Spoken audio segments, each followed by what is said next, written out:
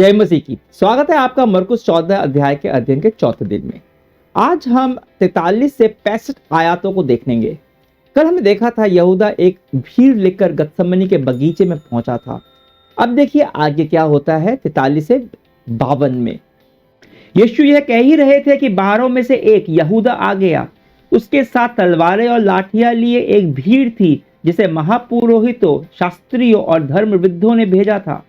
पकड़वाने वाले ने उन्हें यह चिन्ह दिया था, मैं जिसका चुंबन करूंगा वही है, उसे पकड़ लेना और सावधानी से ले जाना। जैसे ही यूदस आया वह तुरंत यीशु के पास गया और कहा, गुरुवर, और उनका चुंबन लिया। तब लोगों ने यीशु पर हाथ डाले और उन्हें गिरफ्तार कर लिया।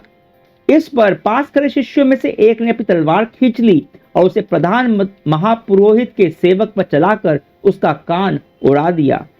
यीशु ने भीड़ से कहा, क्या तुम लोग मुझे डाकू समझते हो जो तलवारें और लाठियां लेकर मुझे पकड़ने आए हो?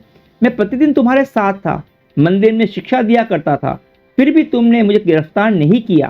खैर, धर्म ग्रंथों में जो लिखा है वह पूरा हो जाए। तब सब शिष्य यीशु को छोड़कर भाग गए। एक युवक अपने नंगे बदन पर मलमल की चादर ओढ़े यीशु के पीछे हो लिया, किंतु जब भीड़ ने उसे पकड़ा तो वह चादर छोड़कर नंगा ही भाग गया। थोड़ी देर हम चर्चा करते हैं तीन विशेष लोगों को लेकर। एक यहूदा, दूसरे जो बाकी शिष्य थे, और तीसरा वह युवक जो नंगे बदन रात के अंधेरे में भाग गया। सबसे पहले यहूदा। बाइबल कहती है कि यहूदा ने यीशु को एक चुंबन से धोखा दिया। जो शब्द चुंबन के लिए यहाँ उपयोग हुआ है यूनानी में, वह है काताफिलियो, जिसका अर्थ अभिनंदन का चुंबन नहीं है पर प्रेम पूर्ण मित्रता का चुंबन है। ऐसे यहूदा ने यीशु के साथ विश्वासघात किया। क्यों किया उसने ऐसा? कुछ लोगों का कहना है केवल 30 चांदी के सिक्कों के लिए, पर यह राशि मेरे को बहुत कम लगती है। अन्य कई लोग कहते हैं यहूदा की अपेक्षा थी, जैसे बाकी शिष्यों को भी थी, कि यीशु रोमियो शासन को हटाकर खुद राजा बनेगा। पर यहाँ यीशु अलग ही दिशा में जा रहा था, वो मृत्यु की बात कर रहा था, और यहूदा यीशु से निराश हो रहा था। कुछ का यह भी मानना है कि वह ऐसा कर यीशु को बाध्य करना चाह रहा था कि वो यीशु रोमियो से लड़े और उनसे सत्ता छीन ले। अब मुझे नहीं पता कि क्या कारण था यह सबका, या कुछ और भी कारण हो सकता है, पर मैं यह जानता हूं कि बाइबल में लिखा है शैतान उसमें दाखिल हो गया था। यीशु का दिल शैतान के लिए खुला हुआ था। उसके स्वार्थ के चलते, उसके लालच के चलते, उसकी खुद की सोच, उसकी महत्वाकांक्षाओं के चलते उसका दिल खुला हुआ था शैतान के लिए, कि उस बहुत ही भयानक पल में उसने एक चुंबन से यीशु के साथ विश्वासघात किया।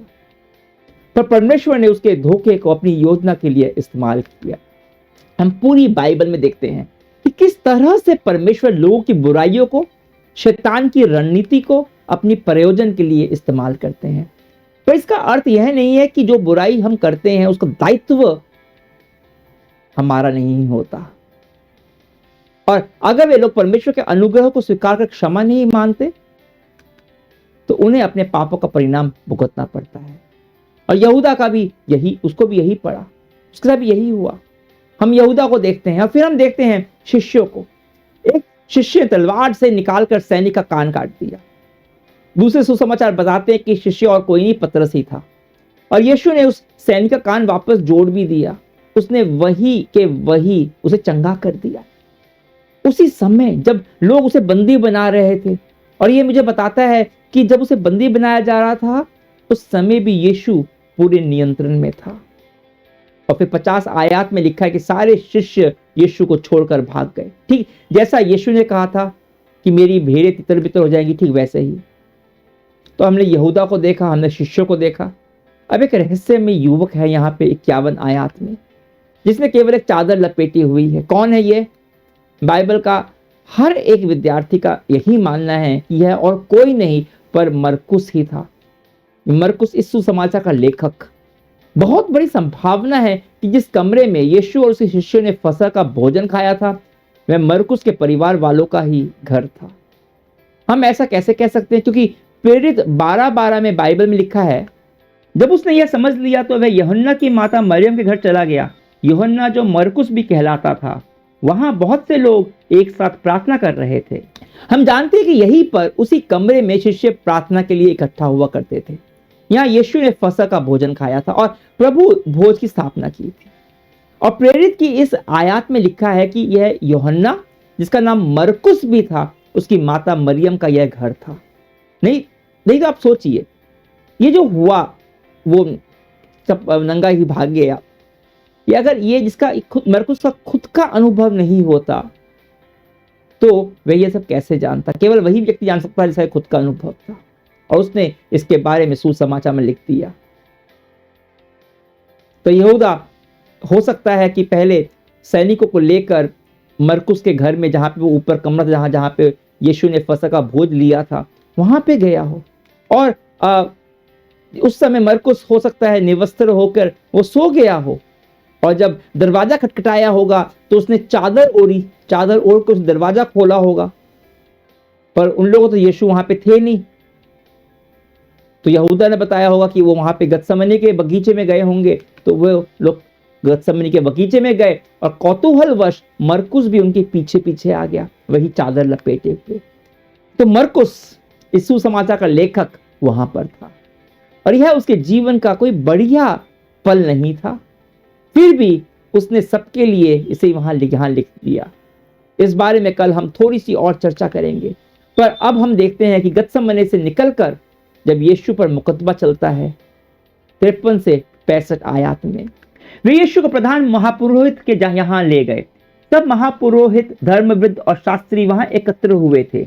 यीशु ने कुछ दूरी रखते हुए पतरस उनके पीछे पीछे प्रधान महापुरोहित के भवन के आंगन तक गया था, और वहां पहरेदारों के साथ बैठकर आग ताप रहा था। महापुरोहित और सारी धर्म महासभा यीशु को मरवा डालने के उद्देश्य से उनके विरुद्ध गवाही खोज रही थी, परंतु वह मिली नहीं। बहुतों से लोगों ने तो उनके विरुद्ध झूठी गवाही दी, किंतु उनके बयान मेल नहीं खाते थे। तब कुछ लोग उठे और उन्होंने यीशु के विरुद्ध यह झूठी गवाही दी, हमने इस व्यक्ति को ऐसा कहते सुना है, मैं हाथ का बनाया हुआ यह मंदिर ढा दूंगा और 3 दिन में दूसरा खड़ा कर दूंगा जो हाथ का बनाया हुआ नहीं होगा। किंतु इसके विषय में भी उनके बयान मेल नहीं खाए थे। तब प्रधान पुरोहित ने सभा के बीच में खड़े होकर यीशु से पूछा, ये लोग तुम्हारे विरुद्ध जो गवाही दे रहे हैं, क्या इसका कोई उत्तर तुम्हारे पास नहीं है? परंतु यीशु चुप रहे, उन्होंने कोई उत्तर नहीं दिया। इसके बाद प्रधान महापुरोहित ने यीशु से पूछा, क्या तुम परम स्तुत्य के पुत्र मसीही हो? यीशु ने उत्तर दिया, मैं हूँ, और आप लोग मानव पुत्र को सर्वशक्तिमान परमेश्वर की दाहिनी ओर विराजमान और आकाश के बादलों के साथ आता हुआ देखोगे। इस पर प्रधान महापुरोहित ने अपने कुर्ते फाड़कर कहा, अब हमें गवाहों की जरूरत ही क्या है? आप लोगों ने स्वयं इसे ईश निंदा सुनी है, आप लोगों का क्या विचार है? सबका निर्णय यह हुआ कि यीशु प्राण दंड के योग्य है। तब कुछ लोग उन पर थूकने लगे और उनकी आंखों पर पट्टी बांधकर उन्हें घूंसे मारने लगे और यह कहा, यदि तू नबी है तो बोल। प्रधान महापुरोहित के पहरेदारों ने भी उन्हें लेकर थप्पड़ मारे। यह मुकदमा यीशु के क्रूस पर चढ़ाए जाने से पहले वाली रात को चला, और यह यहूदी महासभा के सामने हुआ। महासभा में 71 सदस्य हुआ करते थे, जिसमें फरीसी, सदूकी और धर्मशास्त्री होते थे, और यीशु पर दोष लगाने के लिए मुकदमा रात को चला, और यह उन्हीं के कानून के हिसाब से बिल्कुल गैर कानूनी था, क्योंकि मुकदमा सिर्फ दिन में हो सकता था, रात को नहीं। ये लोग जो नियमों को रखने में इतने तत्पर थे, कानून को लेकर इतने तत्पर थे, उन्होंने सारे अपने नियम, खुद के ही नियम उन्होंने तोड़ दिए, और इतिहास के सामने वो दोषी साबित हो गए। उनके ही नियम और कानून के हिसाब से मुकदमा रात को नहीं चल सकता था। उन्हीं के नियम के अनुसार से मुकदमा महासभा के भवन में ही चलना चाहिए था, पर वो यहाँ पे महायाजक घर में हो रहा था और अलग अलग जगह पर हुआ। उन्होंने झूठे साक्ष्य पेश किए जिनकी गवाही एक दूसरे से मेल नहीं खा रही थी। दुनिया के किसी भी न्यायालय में आज भी और उस समय भी मुलजिम से ऐसे सवाल नहीं पूछे जा सकते जिससे वो ऐसा कुछ कहने में बाध्य हो जो उसे खुद दोषी करार दे। पर यहां प्रधान महापुरोहित ने यीशु से ऐसा ही प्रश्न पूछा, और यीशु के उत्तर को ही उसने दोष का प्रमाण मान लिया, जो कि गैर कानूनी है। इस पूरे मुकदमे में कानून और व्यवस्था की धज्जियां उड़ा दी उन्होंने, परंतु मनुष्य के इस अन्याय के बीच परमेश्वर का न्याय दिखाई पड़ता है। मैंने पहले ही कहा था, परमेश्वर मनुष्य की बुराइयों को भी अपनी योजना के अनुसार भलाई उत्पन्न करने के लिए इस्तेमाल करते हैं। भले ही यह मुकदमा वह पूरी तरह से अन्यायपूर्ण था, इन लोगों ने निर्दोष यीशु के साथ अन्याय कर खुद को परमेश्वर के सामने दोषित साबित कर दिया, पर परमेश्वर इसका इस्तेमाल यीशु को क्रूस तक ले जाने के लिए करते हैं। क्रूस जो परमेश्वर के न्याय को पूरा करता है, परमेश्वर के प्रेम को पूरा करता है, मनुष्य के उद्धार की योजना को पूरा करता है।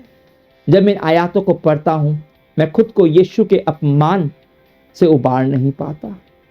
वे लोग उस पर थूकते हैं, उन्होंने उसकी आंखों में पट्टी बांधकर उसे घूसों से मारा, मुक्कों से मारा, उस पर थूका, थप्पड़ मारा, भविष्यवाणी करने के लिए बोला, उसकी जो शिक्षाएं थी उसका अपमान किया, उसे जलील किया। बाद में हम देखेंगे कि रोमियो सैनिकों ने कोड़े मार मार कर उसकी खाल, उसकी चमड़ी उधेड़ दी।